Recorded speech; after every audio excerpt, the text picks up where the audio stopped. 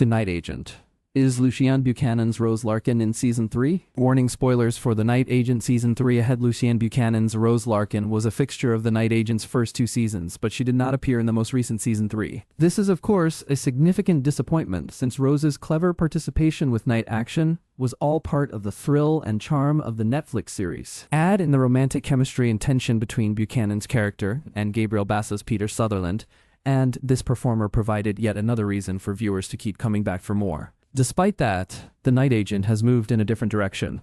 The Night Agent served as Buchanan's breakout into the mainstream. Her character, Rose, is what got everything started for Peter in Season 1, since it was her panicked call to night action that dragged this former FBI agent into the central political conspiracy. In Season 2, Buchanan returned alongside Basso, continuing the romance arc between Rose and Peter while exploring a brand new conspiracy and the psychological fallout of Camp David. The ending of The Night Agent Season 2 left things ambiguous for Rose, but there was little doubt at the time that Buchanan would be back. Since The Night Agent Season 1, Buchanan appeared in Jason Momoa's Apple TV series Chief of War, playing the historical figure of Kahumanu. The show premiered on August 21st, 2025. Unfortunately, just a handful of months before The Night Agent Season 3's February 19, 2026 premiere, Buchanan announced that Rose wouldn't be a feature in the coming episodes. Creator Sean Ryan later confirmed this, but it was still hard not to look for Buchanan's character throughout Season 3, especially during the ending. Still, this character didn't make so much as a cameo appearance,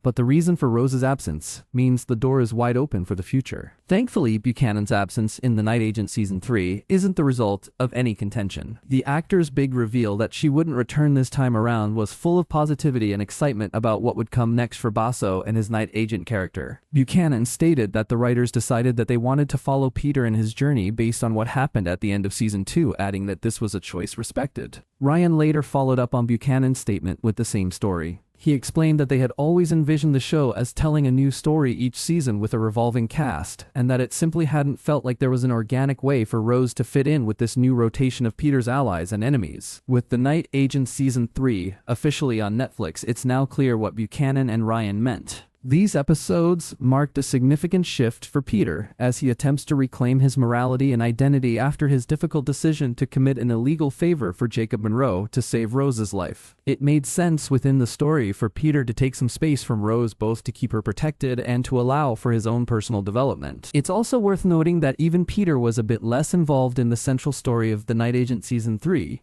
This isn't to say he is no longer the series' protagonist. Rather, the central conspiracy of this installment didn't directly involve him or his past. The emphasis was placed on Isabel de Leon's character instead. The episodes featured a careful balance between this arc and Peter's personal growth. With Rose added to the mix, Isabel's story might have struggled to find its legs. Given the events of The Night Agent Season 2, it was easy enough to keep Buchanan's Rose out of things for a while. Throughout this sophomore installment, Rose grappled with symptoms of PTSD resulting from the events at Camp David in Season 1. This naturally made coping with another conspiracy and a run-in with criminals all the more challenging. She loved Peter, but she too was ready for some space. After all, their romance was built entirely on trauma. Given Rose's struggles, it would have seemed almost cruel to make her endure another traumatic event. There were previous hints that Rose might join Night Action, but this too wouldn't make sense on either side of things considering her psychological state. It completely worked that Rose would shift her focus back to her career. The Night Agent Season 2 kept a door open for another Rose story, with the tease that her people finder software could become a problem. But it was far more fair to the character to allow her to follow through on the choice to stay out of the action. Even though Buchanan wasn't in The Night Agent Season 3, the show's writers carefully and cleverly kept Rose on the audience's minds. She continues to be a motivator for Peter as he carefully maneuvers his interactions with Jacob Monroe. He knows that any mistake could get Rose killed, and we, the audience, are just as aware of this fact. In this way, she is still a prominent character even off-screen. This essentially means anything can happen.